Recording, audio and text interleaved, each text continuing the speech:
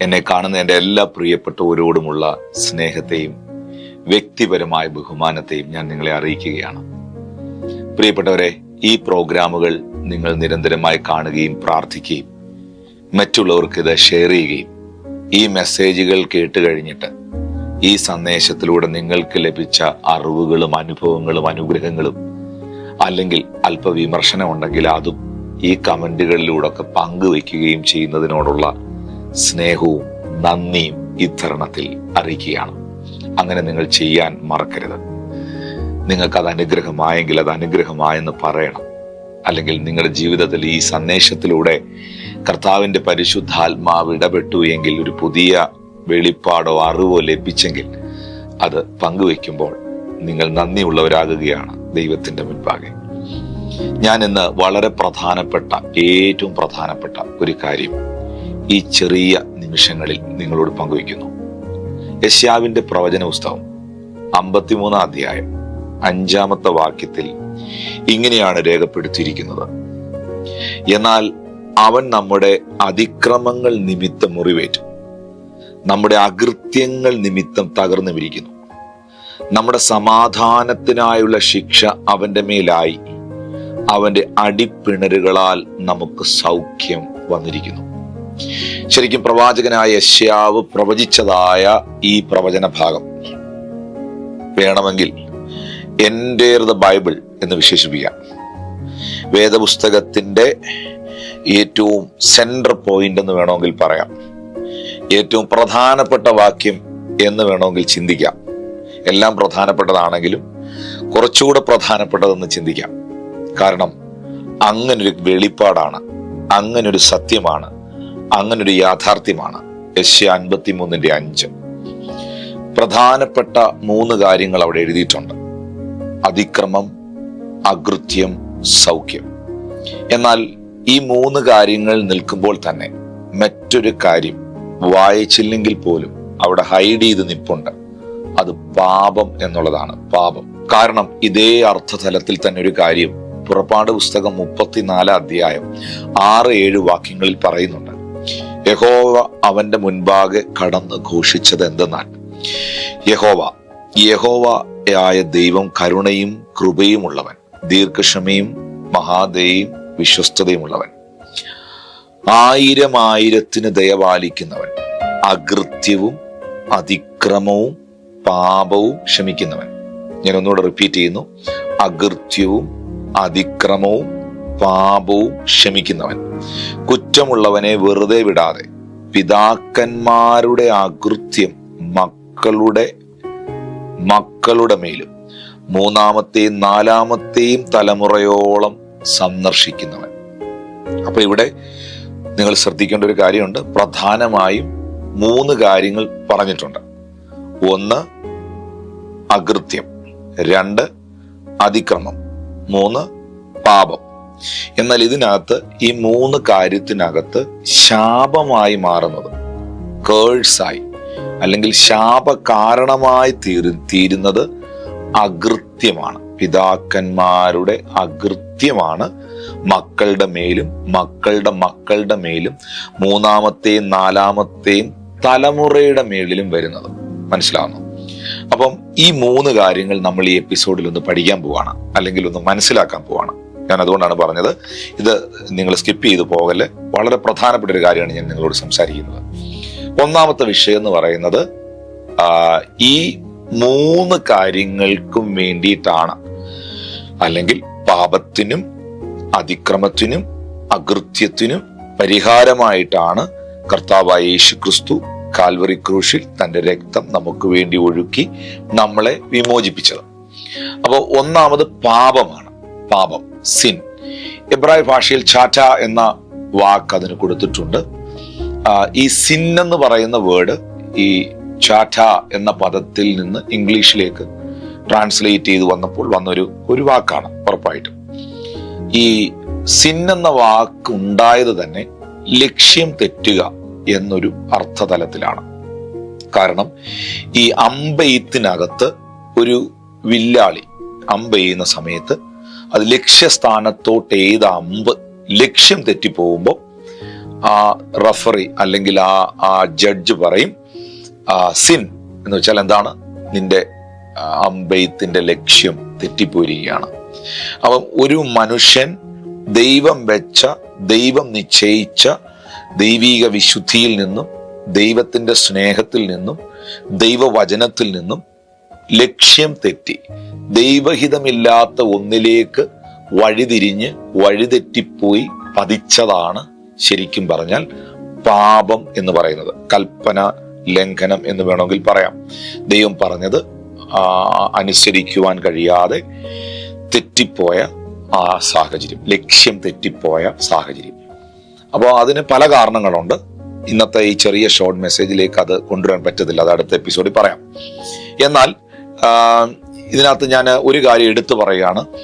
ഈ പാപം എന്ന് പറയുന്നത്, പൗലോസ് പറയുന്നൊരു കാര്യമുണ്ട്, ഞാൻ ഇച്ഛിക്കാത്ത പാപമല്ലയോ ഞാൻ ചെയ്തത്, അല്ലെങ്കിൽ ഇച്ഛിക്കാത്തതല്ലയോ ഞാൻ പ്രവർത്തിച്ചത്, അയ്യോ ഞാൻ അരിഷ്ട മനുഷ്യൻ എന്ന് പൗലോസ് നിലവിളിച്ച് ദൈവത്തോട് കരയുന്ന ഒരു പശ്ചാത്തലം റോമർക്കെഴുതിയ ലേഖനത്തിലുണ്ട്. ശരിക്കും പാപം എന്ന് പറഞ്ഞാൽ നമ്മൾ ഒരു നന്മ ചെയ്യാൻ ആഗ്രഹിക്കുന്നു, എന്നാൽ നമ്മുടെ ബലഹീനത നിമിത്തം, നമ്മുടെ ആത്മീക ബലഹീനത നിമിത്തം, നമ്മുടെ ശാരീരിക ജഡീകതകൾ നിമിത്തം ആ ദൈവീക നിലവാരത്തിനൊത്തുയരാൻ കഴിയാതെ നമ്മൾ അതിൽ തോറ്റുപോകും, നമ്മളതിൽ വീണുപോകും. രണ്ടാമത്തെ കാര്യമാണ് അതിക്രമം എന്നുള്ളത്. ഇംഗ്ലീഷില് ട്രാൻസ്ഗ്രഷൻ എന്ന പദം അവിടെ കൊടുത്തിട്ടുണ്ട്.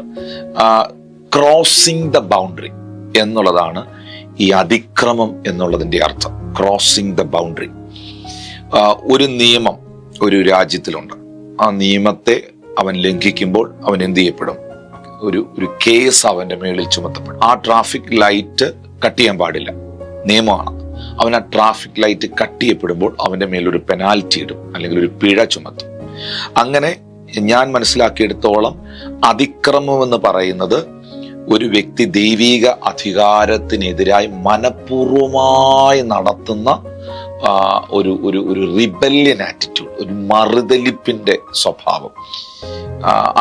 അങ്ങനെ ചെയ്യുന്നവരുണ്ടല്ലോ. കാരണം ദൈവത്തെ അറിയുകയും ദൈവത്തെ കൂടുതൽ അനുഭവിച്ചറിയുകയും മനസ്സിലാക്കുകയും ഒക്കെ ചെയ്തിട്ട് വീണ്ടും അത് എന്താ പറയുക, അറിഞ്ഞുകൊണ്ട് അതിലോട്ട് പോയി ചാടുന്ന ആളുകളുണ്ട്. നിങ്ങളത് മനസ്സിലാക്കുമെന്ന് എൻ്റെ വിശ്വാസം, അല്ലെങ്കിൽ എനിക്ക് വളരെ ഡീറ്റെയിൽ ആയിട്ട് ഇത് എക്സ്പ്ലെയിൻ ചെയ്യേണ്ടി വരും. അപ്പോൾ ചെയ്യരുത് എന്ന് ദൈവം വ്യക്തമായി കൽപ്പിച്ചിട്ടുള്ള ഒരു കാര്യത്തെ മനഃപൂർവമായിട്ട് അതിനെ ലംഘിക്കുന്നതാണ് ശരിക്കും പറഞ്ഞാൽ അതിക്രമം എന്ന് പറയുന്നത്. ഈ പാപം എന്ന് പറയുന്നത് നിങ്ങൾ ഉദ്ദേശിക്കുന്ന പോലെ വിശ്വാസത്തിൽ വന്നവർ, വചനം മനസ്സിലാക്കിയവർ, ദൈവവചനം പഠിച്ചവർ, ദൈവത്തെ യഥാർത്ഥമായി അറിഞ്ഞവർ, അത് തെറ്റാണെന്ന് മനസ്സിലാക്കിയവർ വീണ്ടും വീണ്ടും ചെയ്യുന്നത് അത് പാപമാണെന്ന് ചിന്തിക്കരുത്. അത് അതിക്രമമാണ്, പാപത്തിന്റെ മേളിൽ പോയി സാധനം. ഒരു വ്യക്തി അറിയാതെ അറിവില്ലായ്മയിൽ സംഭവിച്ചു പോകുന്ന പറ്റിപ്പോകുന്ന വീഴ്ചകളാണ് ശരിക്കും പറഞ്ഞാൽ പാപം എന്ന് പറയുന്നത്. പാപമാണെന്ന് മനസ്സിലാക്കി അത് തെറ്റാണെന്ന് അറിഞ്ഞ് കഴിഞ്ഞിട്ടും അത് പിന്നെയും ചെയ്യുന്നത് അത് പാപം മാത്രമല്ല, പാപമല്ലെന്ന് ഞാൻ പറയുന്നില്ല, പാപം മാത്രമല്ല, അത് അതിക്രമം. അറിയാതെ പറ്റുന്ന പിഴവല്ല, ദൈവം വെച്ചിരിക്കുന്ന അതിർവരമ്പുകളെ അറിഞ്ഞുകൊണ്ട് മറികടക്കുന്ന, ഞാൻ എൻ്റെ ഇഷ്ടം പോലെ ജീവിക്കും, നീ ആരാ ചോദിക്കാൻ എന്നുള്ള രീതിയിൽ പോകുന്ന ഒന്നാണ് ശരിക്കും അകൃത്യം എന്ന് പറയുന്നത്. എന്ന് പറഞ്ഞാൽ ഇവിടെ കടക്കരുത് എന്നൊരു ബോർഡ് വെച്ചിട്ടുണ്ട്, അല്ലെങ്കിൽ നോ എൻട്രി എന്നവിടെ എഴുതി വെച്ചിട്ടുണ്ട്. അവിടെ കൃത്യമായിട്ട് ബോർഡ് വെച്ചിട്ടുണ്ട്. അത് കണ്ടിട്ടും നോ എൻട്രി എന്ന് കണ്ടിട്ടും മതിലയാടുന്നവരുണ്ട്, അത് ചാടി അപ്പുറത്ത് പോകുന്നവരുണ്ട്. ഇതാണ് ശരിക്കും അതിക്രമം എന്ന് പറയുന്നത്. എന്നാൽ അകൃത്യം എന്ന് പറയുന്നത് വളരെ ഗൗരവമായി ശ്രദ്ധിക്കേണ്ട ഒരു കാര്യമാണ്. ഈ പാപം എന്ന് പറയുന്നത് കണ്ടിന്യൂസ് ആയിട്ട് സംഭവിച്ചു കഴിയുമ്പോഴാണ് ശരിക്കും പറഞ്ഞാൽ അതിക്രമമാകുന്നത്. പിന്നെ അത് ചെയ്തുകൊണ്ടിരിക്കുന്നത് അതിക്രമമാകുന്നത്. ശരിക്കും അതിക്രമത്തിനകത്ത് ഇങ്ങനെ നിന്നിട്ട് മാനസാന്തരപ്പെടാതെ, ദൈവത്തിന്റെ കയ്യിൽ ഏൽപ്പിക്കാതെ, യേശുവിന്റെ രക്തത്തിൽ കഴുകൽ പ്രാപിക്കാതെ, അല്ലെങ്കിൽ ഞാൻ ചെയ്യുന്നത് തെറ്റാണെന്ന് മനസ്സിലാക്കാതെ, ഞാനിത് മനഃപൂർവ്വമായി ചെയ്യുന്നതാണ്, ഇതിനെനിക്ക് ന്യായവിധിയുണ്ട്, ശിക്ഷയുണ്ട് എന്ന് തിരിച്ചറിയാതെ അത് പിന്നെയും പിന്നെയും പിന്നെയും പിന്നെയും ആവർത്തിച്ചു കൊണ്ടിരിക്കുമ്പോഴാണ് ഇത് അകൃത്യമാകുന്നത്. ശരിക്കും പറഞ്ഞാൽ പുറപ്പാട് പുസ്തകം 34 അധ്യായം 7 വാക്യത്തിന്റെ അടിസ്ഥാനത്തിൽ പാപവും അതിക്രമവുമല്ല ശാപമായി വരുന്നത്, അകൃത്യമാണ്. അകൃത്യത്തിനാണ് ദൈവം തലമുറകളുടെ മേളിൽ കൊണ്ടുവന്ന് ജഡ്ജ് ചെയ്യുന്നത്, DNA ആയി മാറുന്നത്. എന്ന് വെച്ചാൽ പാപത്തിനകത്ത് ജീവിച്ച് ആ പാപമാണെന്ന് മനസ്സിലാക്കി ഏറ്റു പറയാതെ പിന്നെയും അതിക്രമങ്ങളിൽപ്പെട്ട് അതിക്രമം ഇങ്ങനെ കണ്ടിന്യൂ ചെയ്ത് വേണ്ടാത്ത എല്ലാ മതിലുകളും ചാടി, അത് അവിടെ എൻട്രി ചെയ്യരുതെന്ന് അറിയായിരുന്നു, അത് ചെയ്യരുതെന്ന് അറിയായിരുന്നു, പിന്നെയും അത് ചെയ്ത് അവസാനം ഈ വ്യക്തി അകൃത്യത്തിലാകും. അവന്റെ DNA തന്നെ, ഈ നമ്മുടെ ഭാഷയിൽ പറഞ്ഞ അവന്റെ രക്തത്തിനകത്ത് ഈ സാധനം കയറുന്നു. ഇതാണ് അടുത്ത ജനറേഷനുകളിലേക്ക് കയറി വരുന്നത്. നിങ്ങൾ മനസ്സിലാക്കണം. അപ്പോൾ ഈ പല അപ്പന്മാരും ഭയങ്കര മദ്യപാനി.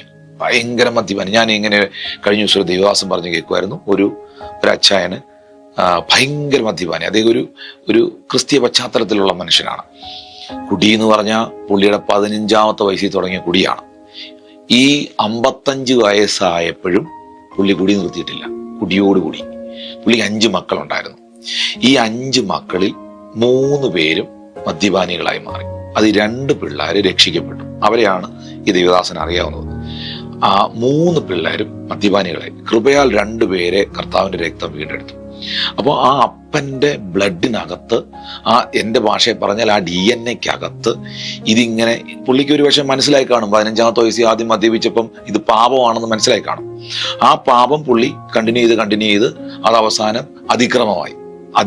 പിന്നെ ഇത് തെറ്റാണെന്ന് മനസ്സിലായിട്ടും അതിക്രമത്തിലേക്ക് പോയി. പിന്നെ അത് അകൃത്യമായി. ആ അകൃത്യം ഇങ്ങനെ തുടർന്ന് മനസ്താപം ഇല്ലാതെ, മാനസാന്തരം ഇല്ലാതെ, ഹൃദയം കഠിനപ്പെട്ട് ദൈവത്തോട് അടുത്ത് വരാതെ, ഇത് ഏറ്റുപറയണമെന്ന് ചിന്തിക്കാതെ, ഇത് ശാപമാകുമെന്ന് മനസ്സിലായിട്ടും അതിനകത്ത് തുടർന്ന് മാനസാന്തരപ്പെടാതെ ജീവിച്ച് മുന്നോട്ട് പോകുമ്പോൾ അത് ശരിക്കും നമ്മുടെ ജനറേഷൻസിന് ബ്ലെസ്സിങ് ആകത്തില്ല എന്നുള്ളതാണ് പുറപ്പാട് പുസ്തകത്തിന്റെ 34 അധ്യായത്തിന്റെ 7 വാക്യത്തിൽ നിന്ന് നമ്മൾ മനസ്സിലാക്കുന്നത്. അതുകൊണ്ട് നിങ്ങൾ ഈ കാര്യം തിരിച്ചറിയണം. ഇത് 3 വളരെ ഡേഞ്ചറസ് ആണ്. എന്തൊക്കെയാണ്? പാപം, അതിക്രമം, അകൃത്യം. എന്നാൽ ഒരു ഗുഡ് ന്യൂസ് ഉണ്ട്, ഒരു സന്തോഷ വാർത്തയുണ്ട്. ഈ പാപത്തിൽ നിന്നും, ഈ അതിക്രമത്തിൽ നിന്നും, ഈ അകൃത്യത്തിൽ നിന്നും നമ്മെ രക്ഷിപ്പാനുള്ള രക്തം യേശു കർത്താവ് ക്രൂശിൽ ഒഴുക്കി. ഓ ഹല്ലേലൂയ! ആർക്ക് രക്ഷിക്കാൻ കഴിയും? ഇങ്ങനെ ശാപത്തിൽ പോയ ഒരു മനുഷ്യനെ, അവന്റെ കുടുംബത്തെ, ഇങ്ങനെ പരാജയത്തിൽ പോയൊരു വ്യക്തിയെ, ഇങ്ങനെ പാപത്തിൽ പോയൊരു മനുഷ്യനെ ആർക്ക് വിടുവിക്കാൻ കഴിയും? ഈ ലോകത്തിലെ വേറെ എന്തും നമുക്ക് വില കൊടുത്ത് മേടിക്കാം.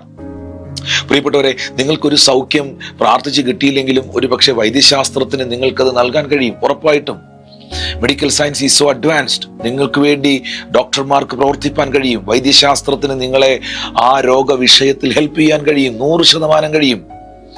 ദൈവത്തിനും നിങ്ങളെ സുഖപ്പെടുത്താൻ കഴിയും. ഡോക്ടർമാരാണെങ്കിൽ ഏറ്റവും അവസാനം അവർക്ക് അത് കഴിയാതെ വരുമ്പോൾ അവരും പറയും, ഇനി നിങ്ങൾ ദൈവത്തോട് പ്രാർത്ഥിക്കുക, ദൈവം എന്തെങ്കിലും ചെയ്തേ പറ്റൂ എന്ന് അവരും പറയാറുണ്ട്. എന്നാൽ ഞാൻ നിങ്ങളോട് പറയുന്ന പ്രധാന കാര്യം, ഈ ഭൂമിയിലെ പല കാര്യങ്ങളും മനുഷ്യർക്കും ഇവിടുത്തെ സയൻസിനും ശാസ്ത്രത്തിനും പണത്തിനും സ്വാധീനങ്ങൾക്കും ഒക്കെ നേടിത്തരാൻ കഴിയും. എന്നാൽ മനുഷ്യർക്ക് ആർക്കും മാറ്റാൻ കഴിയാത്ത 3 കാര്യങ്ങളാണ് ഞാൻ പറഞ്ഞത്: പാപവും, അകൃത്യവും, അതിക്രമവും.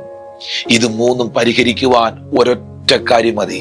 1 യോഹന്നാൻ 1 അധ്യായം 7 വാക്യം, അവന്റെ പുത്രനായ യേശുവിന്റെ രക്തം നിങ്ങളുടെ സകല പാപവും പോക്കി നിങ്ങളെ ശുദ്ധീകരിക്കുന്നു. ഈ 1 യോഹന്നാന്റെ ലേഖനത്തിന്റെ തന്നെ അതിന്റെ 9-ാമത്തെ വാക്യത്തിൽ, 8-9 വാക്യത്തിൽ പറയുന്നു, നാം പാപമില്ലെന്ന് പറയുന്നെങ്കിൽ നമ്മളെ തന്നെ വഞ്ചിക്കുന്നു, സത്യം നമ്മിൽ ഇല്ലാതെയായി. നമ്മുടെ പാപങ്ങളെ ഏറ്റു പറയുന്നു എങ്കിൽ അവൻ നമ്മോട് പാപങ്ങളെ ക്ഷമിച്ച് സകല അനീതിയും പോക്കി നമ്മെ ശുദ്ധീകരിക്കുവാൻ തക്കവണ്ണം വിശ്വസ്തനും നീതിമാനുമാകുന്നു. ഹല്ലേലൂയ. 10ാമത്തെ വാക്യം വായിച്ചേക്കാം. നാം പാപം ചെയ്തിട്ടില്ലെന്ന് പറയുന്നെങ്കിൽ അവനെ അസത്യവാദിയാക്കുന്നു, അവന്റെ വചനം നമ്മളിൽ ഇല്ലാതെയായി. എന്റെ കുഞ്ഞുങ്ങളെ, 2-ാം അധ്യായം, എന്റെ കുഞ്ഞുങ്ങളെ, നിങ്ങൾ പാപം ചെയ്യാതിരിക്കുവാൻ ഞാനിത് നിങ്ങൾക്ക് എഴുതുന്നു. ശ്രദ്ധിച്ചു കേട്ടോണം, എല്ലാവരും ശ്രദ്ധിച്ചു കേട്ടോണം. ഒരുത്തൻ പാപം ചെയ്തെങ്കിലോ, അല്ല അവന്റെ ഒരു പാപം ചെയ്തു, ഒരു തെറ്റുപറ്റി, ഒരു വീഴ്ച പറ്റിയെങ്കിലോ, നീതിമാനായ യേശുക്രിസ്തു എന്ന കാര്യസ്ഥൻ നമുക്ക് പിതാവിന്റെ അടുക്കലുണ്ട്. അവൻ നമ്മുടെ പാപങ്ങൾക്ക് പ്രായശ്ചിത്തമാകുന്നു, നമ്മുടേതിന് മാത്രമല്ല സർവ്വലോകത്തിന്റെയും പാപങ്ങൾക്ക് തന്നെ. ഹല്ലേലൂയ. നമ്മൾക്കൊരു തെറ്റ് പറ്റിയെങ്കിൽ, ഒരു വീഴ്ച ഉണ്ടായെങ്കിൽ ആ വീഴ്ചയിൽ തുടരുകയല്ല, അതിൽ കുറ്റബോധത്തിൽ തുടരുകയല്ല. നമുക്ക് പിതാവിന്റെ വലത്തുഭാഗത്ത് തന്റെ പരിശുദ്ധ രക്തം നൽകി നമ്മെ വീണ്ടെടുത്ത ഒരു കർത്താവായ യേശു ക്രിസ്തു ഉണ്ട്. അതുകൊണ്ടാണ് എബ്രായർക്കെഴുതിയ ലേഖനത്തിൽ പറയുന്നത്, ഏതു സമയത്തും കൃപ ലഭിക്കേണ്ടതിന് നിങ്ങൾക്ക് ആ കൃപാസനത്തിനരികിലേക്ക് ഓടി വരുവാനായി കഴിയും. ഹല്ലേലൂയ. ക്രിസ്തുയേശു പാപികളെ രക്ഷിപ്പാൻ ലോകത്തിൽ വന്നു എന്നുള്ളത് വിശ്വാസിയും എല്ലാവരും അംഗീകരിപ്പാൻ യോഗ്യവുമായ വചനം തന്നെ. ആ പാപികളിൽ ഞാൻ ഒന്നാമൻ എന്നാണ് 1 തിമോത്തിയോസ് 1:15 പൗലോസ് അപ്പോസ്തലൻ പറഞ്ഞത്. ക്രിസ്തുയേശു പാപികളെ രക്ഷിക്കുന്നവൻ, നിങ്ങളുടെ പാപത്തിൽ നിന്ന് നിങ്ങളെ വിടുവിക്കുവാൻ, നിങ്ങളുടെ അതിക്രമങ്ങളിൽ നിന്ന് നിങ്ങളെ വിടുവിപ്പാൻ, നിങ്ങളുടെ അകൃത്യങ്ങളിൽ നിങ്ങളെ വിടുവിക്കുവാൻ, ഈ 3 കാര്യത്തിനകത്തു നിന്നും നിങ്ങളെ രക്ഷിക്കുവാൻ യേശുവിന്റെ പരിശുദ്ധ രക്തം മതിയായതാണ്. ഈ എപ്പിസോഡ് കണ്ടുകൊണ്ടിരിക്കുമ്പോൾ വായ്കൾ തുറന്ന് എന്നോട് കൂടെ ഒന്ന് പ്രാർത്ഥിക്കുമോ? കർത്താവായ യേശുവേ, എൻ്റെ ജീവിതത്തെ ഞാൻ അങ്ങയ്ക്കായി സമർപ്പിക്കുകയാണ്. യേശുവേ, എൻ്റെ ജീവിതത്തിൽ വന്നതായ എല്ലാ പാപങ്ങളെയും അവിടുത്തെ പരിശുദ്ധ രക്തത്താൽ ഇപ്പോൾ കഴുകണമേ. ആ പാപത്തിനകത്ത് ഞാൻ തുടർന്നത് നിമിത്തം അത് അതിക്രമമായി മാറിയപ്പോൾ, അത് പാപമാണെന്ന്, അത് തെറ്റാണെന്ന് മനസ്സിലാക്കിയിട്ടും വീണ്ടും വീണ്ടും ഞാനത് ആവർത്തിച്ചപ്പോൾ അത് അതിക്രമമായെന്ന് ഞാൻ മനസ്സിലാക്കിയിട്ടും, കർത്താവേ, ഞാനതിൽ വീണ്ടും തുടർന്ന് എൻ്റെ ജീവിതത്തിൽ അത് അകൃത്യമായി പരിണമിച്ച് ശാപകാരണങ്ങളായി മാറിയെങ്കിൽ, യേശുവേ, മരത്തിന്റെ മേൽ തൂങ്ങുന്നവനെല്ലാം ശപിക്കപ്പെട്ടവനെന്ന് എഴുതിയിരിക്കുന്നത് പോലെ നീ എനിക്ക് വേണ്ടി ശാപമായല്ലോ. ആ കാൽവറി ക്രൂശിലെ മരണത്തിൽ ഞാൻ വിശ്വസിക്കുന്നു. ചേർന്ന് പറഞ്ഞേ, ആ ക്രൂശ് മരണത്തിൽ ഞാൻ വിശ്വസിക്കുന്നു. യേശുവേ, അവിടുത്തെ രക്തത്താൽ എന്നെ കഴുകണമേ. എൻ്റെ തലമുറകളുടെ മേളിലേക്ക് എൻ്റെ അകൃത്യങ്ങൾ കടന്നു വരാതെ ഇപ്പോൾ ഞാൻ മാനസാന്തരപ്പെടുന്നു. ഇപ്പോൾ ഞാൻ എന്നെ സമർപ്പിക്കുന്നു. ഇപ്പോൾ ഞാൻ എന്നെ നിന്റെ കരങ്ങളിൽ നൽകുന്നു കർത്താവേ. യേശുവിൻ നാമത്തിൽ തന്നെ, ആമേൻ. മറന്നു പോകരുത്, പാപവും അതിക്രമവും അകൃത്യവും നിങ്ങളുടെ ജീവിതത്തിൽ നിന്ന് നീക്കം ചെയ്യുവാൻ യേശു ക്രൂശിൽ നിങ്ങൾക്കായി മരിച്ച് അടക്കപ്പെട്ട് 3-ാം നാൾ മരണത്തെ ജയിച്ച് ഉയർത്തെഴുന്നേറ്റിരിക്കുന്നു. പ്രിയമുള്ളവരെ, ഒരു കാര്യം കൂടെ പറഞ്ഞ് അവസാനിപ്പിക്കട്ടെ. ആ ശരീരത്തിലേറ്റ മുറിവുകളാൽ, അവന്റെ അടിപ്പിണരുകളാൽ നിങ്ങൾക്ക് സൗഖ്യവും വന്നിരിക്കുന്നു.